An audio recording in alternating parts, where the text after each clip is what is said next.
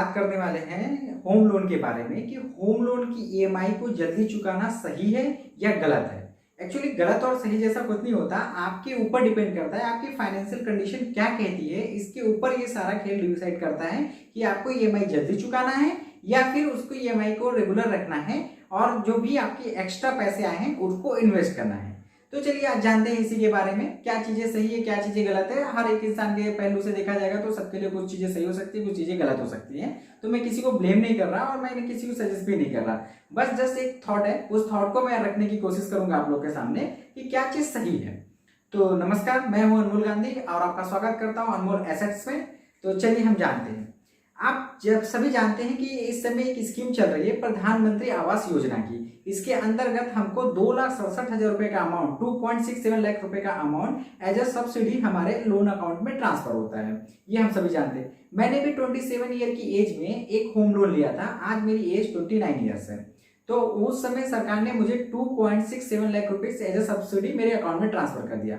अब हुआ क्या, इसकी वजह से जो मेरी ईएमआई 15,000 रुपीज के आसपास आ रही थी वो घट के 13,000 हो गई, मतलब 2,000 रुपए का मुझे फायदा हुआ। अब ये फायदा तो मुझे दिख रहा है कि मेरे को ईएमआई में 2,000 रुपए का फायदा हुआ और अगले 20 साल तक ये फायदा होने वाला है। मतलब हर महीने मेरे 2,000 रुपए की ईएमआई उस सब्सिडी की वजह से कम आएगी अगले 20 साल तक, मतलब 240 महीने तक। ये बहुत अच्छी बात है। अब इसको कैलकुलेट किया जाएगा तो आपको मैं इसका कैलकुलेशन दिखाऊंगा पूरा कि एक्चुअल कैलकुलेशन होता कैसे है और इसका फायदा है या नुकसान है। अब सपोज करते हैं कि ये सब्सिडी को हम भूल जाते हैं। अब हम सपोज करते हैं कि मैंने कहीं कुछ पैसे रखे थे, अब वो पैसे 2 लाख रुपए मेरे पास एक्स्ट्रा आ गए कहीं से, मेरी इनकम से अलग, जो मैंने सेविंग करके रखे थे, कहीं से भी वो आ सकते हैं। आप ऐसा सपोज कीजिए कि 2 लाख रुपए आपको एक्स्ट्रा मिल गए। अब एक मिडिल क्लास फैमिली की सोच क्या होती है, हम जैसे आम लोग जो होते हैं, हम क्या करते हैं, सबसे पहले अपना कर्जा उतारते हैं कि भाई कर्जा उतारो, कोई देनदार हमारे दरवाजे पे नहीं आना चाहिए। हमारा सबसे पहला थॉट होता है और ये बिल्कुल सही बात भी है, इसमें कोई गलत नहीं है। लेकिन जब होम लोन के केस में ये मैं बात करूंगा कि आपके पास 2 लाख रुपए आ तो गए, अब आप क्या करेंगे, अगर इसे बैंक को देते हैं, बैंक ज्यादा से ज्यादा क्या करेगी, आपकी 2 से 3,000 रुपए की ईएमआई कम कर देगी। चलिए मान लेते हैं कि मेरी इसकी वजह से 2,500 रुपए की ईएमआई कम हो जाती है, 2 लाख रुपए अगर मैं बैंक को एक्स्ट्रा देता हूं। अब ये 2 लाख रुपए जो मैंने बैंक को एक्स्ट्रा दिए, 20 साल के लिए दिए मैंने, 20 साल के लिए वो पैसे जमा हो गए, 2,000 रुपए की ईएमआई मेरी, 2,500 रुपए की ईएमआई मेरी कम हो गई अगले 240 महीनों तक के लिए। लेकिन अगर मैं इस पैसे को एज ए इन्वेस्टर सोचता कि चलो ये 2 लाख रुपए मेरे पास जो एक्स्ट्रा है इसे कहीं इन्वेस्ट करते हैं और फिर देखते हैं इसका रिजल्ट क्या होता है, तो अब आप देख के चौंक जाएंगे कि इसका कितना बड़ा डिफरेंशिएट होता है। आप जो पैसे को बैंक को दे रहे थे, अगर उस पैसे को आप अपने तरीके से इन्वेस्ट करते तो वो पैसे कहां से कहां पहुंचते। तो चलिए हम चलते हैं कैलकुलेशन के हमारे मोबाइल स्क्रीन पे और देखते हैं इसका सिंपल सा कैलकुलेशन कि क्या फर्क होता है पैसे को इन्वेस्ट करने में या फिर अपनी ईएमआई को कम करने में। तो दोस्तों हम आ चुके हैं अपने मोबाइल स्क्रीन पे। तो हम मान लेते हैं कि हमने 15 लाख रुपए का लोन उठाया। तो चलिए हम अपना डेटा एंट्री करते हैं, 15,000, ये हो गया 15 लाख रुपए। अब मैंने 15 लाख रुपए क्या किया, हमने लोन लिया होम लोन के लिए 7.5% की इंटरेस्ट रेट पे। कितने सालों के लिए, 20 सालों के लिए। तो चलिए कैलकुलेट करते हैं। तो इसकी ईएमआई आप देख सकते हैं तकरीबन 12,000 रुपये आएगी, 12,083 रुपये, हम 12,000 रुपये पकड़ के चलते हैं, ब्राउन फिगर 12,000 रुपये के आसपास की ईएमआई गिरेगी। अब हम मान लेते हैं कि 2,000 रुपये मेरे पास एक्स्ट्रा आ गए, तो अभी मेरा लोन अमाउंट जो होगा वो 15 लाख से घट के 13 लाख रुपये हो जाएगा, क्योंकि 2 लाख रुपए हमने एक्स्ट्रा बैंक को पे कर दिया। मैं अभी 20 साल के ऊपर ही कैलकुलेशन कर रहा हूँ, तो आप 20 साल के ऊपर ही पकड़ के चलिए, सबके अलग अलग कैलकुलेशन हो सकते हैं, तो मे भी डिफर कर सकता है। तो चलिए हमने 2 लाख रुपए जो हमारे पास एक्स्ट्रा पैसे आए थे हमने उसको बैंक को दे दिया। अब मेरी ईएमआई के अंदर कितना फ़र्क आएगा ये आप देखते रहिए। तो आपके अंदर ईएमआई में फ़र्क आ रहा है 10,472 रुपया, मतलब राउंड फिगर अगर मैं पकड़ूँ तो करीब 1,500 रुपये का डिफरेंस आया। मैं ये मान के चलता हूँ कि 1,500 से ज़्यादा का डिफरेंस आएगा, 2,000 रुपये का डिफरेंस आएगा। लेकिन ये 2,000 रुपये का जो डिफरेंस आया, अब हम चलते हैं कि इसको कैलकुलेट करते हैं कि अगर मैं 2,000 रुपये का अगर पर मंथ कमाते हैं तो मेरे अगले कितने सालों तक आएंगे, 20 सालों तक। हर एक साल में कितने मंथ होते, 12 महीने।